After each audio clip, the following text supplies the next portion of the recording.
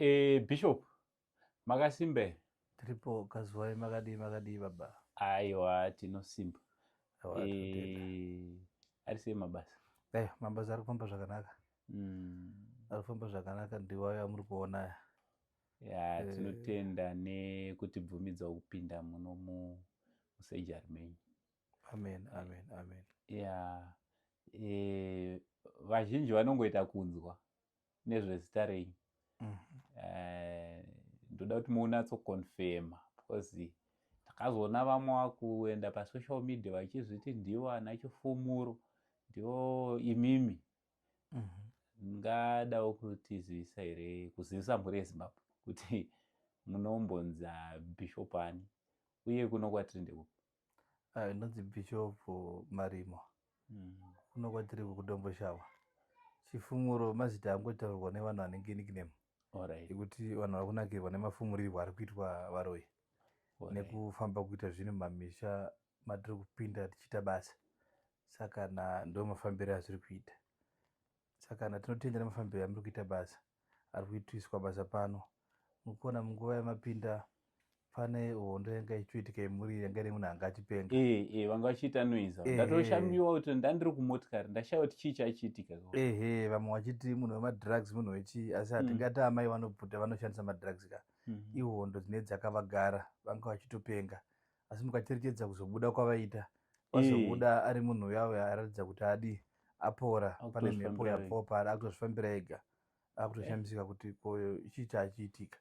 Asi munhu anoratidza kuti pakutaura kwavanga vachiita kuti anga ane kuma 7-8 months vachirarama vana ari mudambudziko. Alright. Saka pane mubvunzo because last time pandakanzwa nezvenyu ndofunga takambotaura maenda kuGoromonzi ndikatoti ineni mazuva ano handisi kuposta vanoita zvekurapa nechikonzero chekuti vamwe vatakambobata navo vakanga vaita zvinhu zvisizvo. kuGoromonzi mune nyaya ichazoita ndiuye inyaya yekuti pane nasamone weGoromonzi akazonditi pana anonzi Chifumuro ndiye akagadzira nyaya yekuGoromonzi yemukomana aipenga. Ameno muchairangarira yamakaita January February muna January.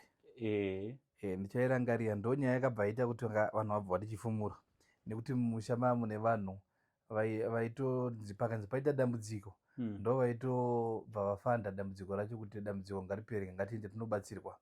So munhu vanhu pavaisvika kumuprofita kana kun'anga paitobatwa vamwe vanhu vasina mhosva. Saka ndakasvika nekusko dare rangu richisikobata vanhu vacho vanga vasingafungirirwa kuti ndo vari kutofirikidza vanhu vachibva vatobvumawo zvechokwadi uye dambudziko rikapera vanhu hanhasi vagerewo mumusha imomo nendufu dzaingoitika imomomo every mwedzi muchifa vanhu zvakapera. Saka vanhu ndokwakabva zita rekuti vanhu vakatanga kuti Chifumuro Bishop Marimo Chifumuro. Saka veikoko vese ndakasvika kuona kuti baba Chifumuro masvika votendawo vachingodaro. Alright. So tiri kuti munhu anorwara baba toda kuti munatsoti batsira Bishop handii. Munhu ari kurwara nepfungwa chaizvo munokwanisa kumubata kumununura achiri nemwedzi mingani kana kuti mavhiki mangani atanga kurwara nepfungwa? Aiwa, munhu akurwara nepfungwa izirong kana asina kubayiwa mainjection, asina kumuwandira mainjection, kana ari wekuti munhu angorwara kana asati afa nekurwara ikoko akangounzwa munhu anongopora. Tine basa retsvimbo, mukaona tsvimbo iyi vazhinji vanogona kuti vakaenda kunorapirwa munhu vanogona kutopiwa nguva yekuti munozodzoka mangwana pane zvatira kutora. Munhu anenge auya kuti asikokumbira kuti atirwe munamato netsvimbo iyi nekuti ndine minamato yandoti ndikaita munhu wese anenge atiroyesa munhu kana mamhepo akagara pamunhu ndo yandotoshandisa back to sender. Saka zvakama back to sender vamwe vari kuzoenda kunoitirwa achiramba vamwe achiita seanononoka nekuti vamwe vanhu vanenge vachiita nzira yavasina kunge vane experience pairi. Saka iyo ndiyo tsvimbo yacho yekudzosera kwazvinenge zvabva. Mukatoitarisa muchaona kuti ine mamiriro ayakaita isina umisha kuti pana angauya achiti ndinogadzira tsvimbo iyi. Saka izvo zvakamira izvo ndatya hangu kubata. Isimbi kana kuti ipuranga chii? aiwa minamato alright but ruti iyo mitsumbo yachona ndeyesimbi kana ndeyepuranga? Tsvimbo yacho tsvimbo iyi ndeyepuranga. Alright. Ipuranga uku ndo kune simbi. Alright. Asi hadzingori simbi. Minamato yangu yandakagadzirawo ipapapa inoshanda mashandiro ainofana kuti inge ichiita zvakafanana back to sender.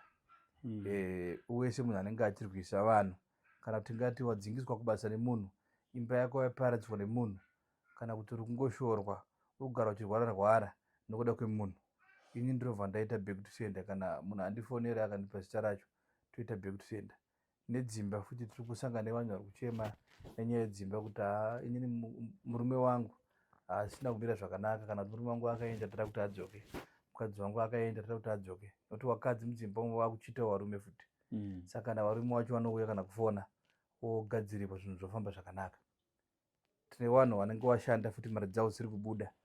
Muno tine minamato yakawanda, hatina tsvimbo ichete, meso makazara miteuro irimo inomirira kushanda zvipi izvozvo zvokuti munhu zvanenge achichema meso ihondo dzemiteuro dzachatovhara dzanondikavhura ka mungatozoita nekutosvika chaiko nekuti imwe yacho haina kumira zvakanaka. Alright.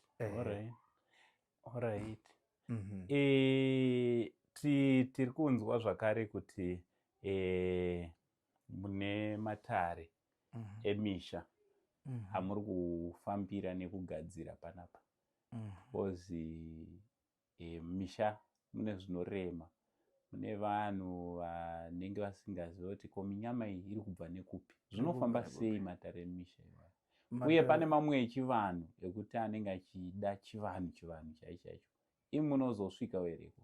Ndosvika kwese ikoko ndinovaudza zvokuita kuti chivanhu chenyu munofanira kuchiita nenzira yakadai. Mamisha mune dzimwe ngozi dzinorarama, vamwe vanhu dzavanenge vasisazive, dzimwe dzinenge dzida kutorasirirwa zvakafanira kuti baba wababa pane kana 3-4 magenerations kumberi, kune anenge akamboponda munhu, kune anenge akafira musha musiri make kana anga ari mushandi. Mamhepo iwayo kana musha wakasviba pane nzira dzinoda kuti dziitwe, asi dzinofambisana kufambiswa nemwenza chaiwo vanochiudzwa kunzi itaiso. Ndopamunozoona musha une vana vakanaka, vana havarorwe, musha une vana vakadzidza, vana havaendi mumabasa. Ihondo dzinenge dzichifamba idzodzo. Saka ndiri kuti kazhinji mukaona upenyu hwemunhu huchitadza kufamba, kune mweya inenge ichitofamba paupenyu hwenyu.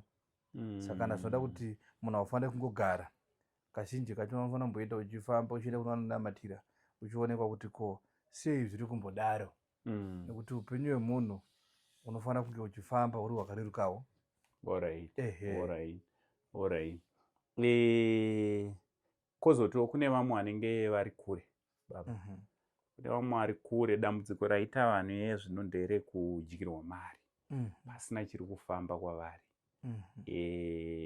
Vamwe vanogona kuti aiwa, plus dambudziko rimwe riri kuita nderekutoti kungodyirwa mari chete totozvinani, nekutochitaura nekubatika chaiko munhu anenge akuti ndiri bhizi haachatobatike. Ndo dambudziko raita social media. Ndosaka kana isusu baba ndofunga ndatirangu mwedzi yakawanda ndisiri kuposta zvematare nenyaya idzodzo. Hameno kuti imimiwo muri kuzviita sei, munozvigadzisa seiwo nyaya dzakadaro? Dambudziko rapo nderekuti vanhu vakuita mabasa avasingagone.